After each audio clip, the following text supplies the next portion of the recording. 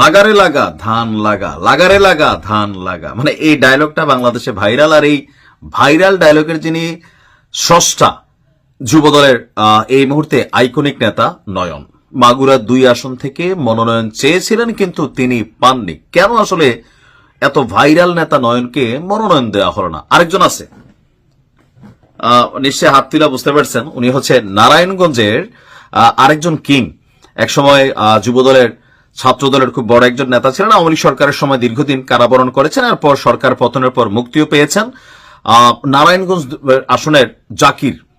তো এই দুইজন আমরা মোটামুটি সবাই ধরে নিয়েছিলাম যে এই দুইজনকে মনোনয়ন দেওয়া হবে, কিন্তু প্রশ্ন হচ্ছে কেন আসলে এই দুইজনকে মনোনয়ন দেওয়া হলো না। প্রথমত নয়নের যে আসনটা, যিনি এই মুহূর্তে বাংলাদেশে খুবই পরিচিত একজন নেতা, ইভেন বিএনপির জন্য সর্বোচ্চ পরিমাণ তার জায়গা থেকে আত্মত্যাগ করে যাচ্ছেন বা শ্রম দিচ্ছেন, এরপরেও তাকে কেন দেওয়া হলো না? কারণ হচ্ছে তিনি যে আসন থেকে মনোনয়ন চেয়েছেন, দীর্ঘদিনের বিএনপির রাজনীতিতে খুবই একজন পরিচিত মুখ, এমনকি ভদ্র মানুষই তিনিও, নিতাই রায়। তিনি আবার ওই একই আসন থেকে মনোনয়ন চেয়েছেন। যেহেতু নয়ন আপনার এই 2024-এর আগে ওনাকে মানুষ এতটা ভালো করে কিন্তু চিনত না, প্লাস ওনার যে অ্যাক্টিভিটিস গুলা পজিটিভ নেগেটিভ অনেক কিছু আছে, তারপরেও রাজনীতির ইতিহাসে বা বিএনপির রাজনৈতিক পরিমণ্ডলে নিতাই রায় নয়নের চেয়ে খুবই প্রভাবশালী।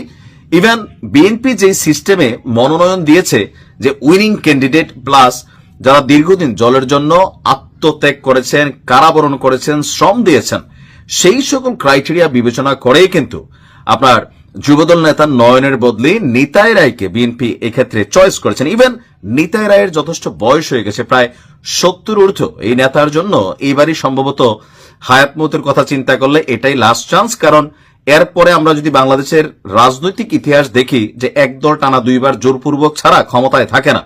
তো সেই ক্ষেত্রে আবার কখনো বিএনপি ক্ষমতায় আসতে গেলে আমরা ধরেই নিলাম যে আবার 10 বছর লেগে যাবে। তো নিতাই রায়ের মতন বৃদ্ধ মানুষ, তার বয়স হয়ে যাবে 80-85, সো এই ক্ষেত্রে তার আর চান্স নেই। কিন্তু আগামীবার এই একই আসন থেকে, মাগুরা 2 থেকে, যেখান থেকে নয়ন মনোনয়ন চেয়েছেন, সেই একই আসনে নয়নকে দেওয়া হবে। আসলে বিষয়টা হচ্ছে এমনই যে বিএনপি একই জায়গায় যেহেতু একাধিক ক্যান্ডিডেট প্লাস সবাই হেভিওয়েট প্রার্থী, তো সেই ক্ষেত্রে এই পলিসিটা নিয়েছেন। আর বাকি আছে জাকির খান। দেখেন, জাকির খান সোশ্যাল মিডিয়াতে ভাইরাল, এলাকাতে তার যথেষ্ট প্রভাব প্রতিপত্তি আছে, কিন্তু ওনার বেশ কিছু নেগেটিভ দিকও আছে। ওনার নেগেটিভ দিকগুলোর মধ্যে যে উনি 2 হাত তোলেন এটা না, রাজনীতির মাঝে যেমন আমরা দেখেছি উনি খুব ভালো বক্তব্য দিতে পারেন না। জনগণের কাছে পৌঁছানোর জন্য রাজনীতিতে কথা জানতে হবে। আবার দীর্ঘদিন যাবৎ আওয়ামী লীগ সরকারের আমলে কারাবরণ করায় কেউ কেউ বলছেন তার উপর অনেক টর্চার হয়েছে, কেউ কেউ বলছেন মানসিকভাবে নির্যাতিত হয়েছেন।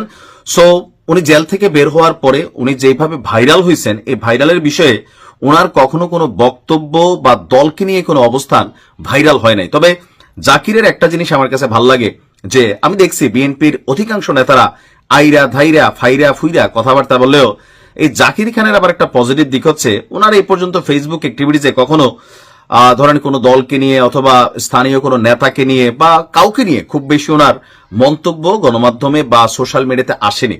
তো জাকিরকে না দেওয়ার পিছনে আমার ধারণা যেটা, বা যতটুকু বুঝছি, ওনার আসনেও বিএনপির হেভিওয়েট ক্যান্ডিডেট ছিল যারা দীর্ঘদিন রাজপথে রাজনীতি করেছেন, এবং কি নির্বাচনে মানুষ এইবারের নির্বাচনটা আগের মতন না। সো এক্ষেত্রে ভদ্র মানুষ, একটু যারা দলীয়ভাবে অবস্থান আছে বা ব্যাকগ্রাউন্ড শক্ত, তাদেরকে দিচ্ছেন। জাকির খান এবং নয়ন এই দুইজন আগামী যে নির্বাচন হবে পরবর্তী সময় বিএনপির কাছ থেকে তারা টিকিট পাবে। কারণ জনাব তারেক রহমান সবাইকে ডেকেছেন। এখন জাকির খানের ব্যাপারে এইটাও আমি অনেক ঘাটাঘাটি করছিলাম যে তিনি আসলে মনোনয়ন চাইছেন কিনা, এটা নিয়ে কিন্তু এখনো একটু অস্পষ্ট আছে। বাট যতটুকু জানছি যে উনি মনোনয়ন চান নাই, আর যদি চাইতেনও তাকে দেওয়া হতো না। কারণ হচ্ছে আগামী সময়ের জন্য তাদেরকে রিজার্ভে রাখা হয়েছে, যে পরবর্তী সময় বিএনপি তাদের রাজনীতিতে এই ক্যারেক্টারগুলো আরেকটু পরিচ্ছন্ন হয়ে, আরেকটু হেভি ওয়েট হয়ে যেন সামনে আসে। তো যাই হোক, এটা নামই রাজনীতি। কারণ আসন 300, মেম্বার 300 হবে, এর বেশি হবে না। কেউ পাবে, কেউ পাবে না। তবে বিএনপির নেতাকর্মীরা বেশ কিছু জায়গায় যে ধরনের ঘটনা ঘটাচ্ছেন সেগুলো থেকে বিরত থাকতে হবে। মানুষ কিন্তু বিগড়াই যাবে, এটা খেয়াল রাখতে হবে। ভালো থাকুন।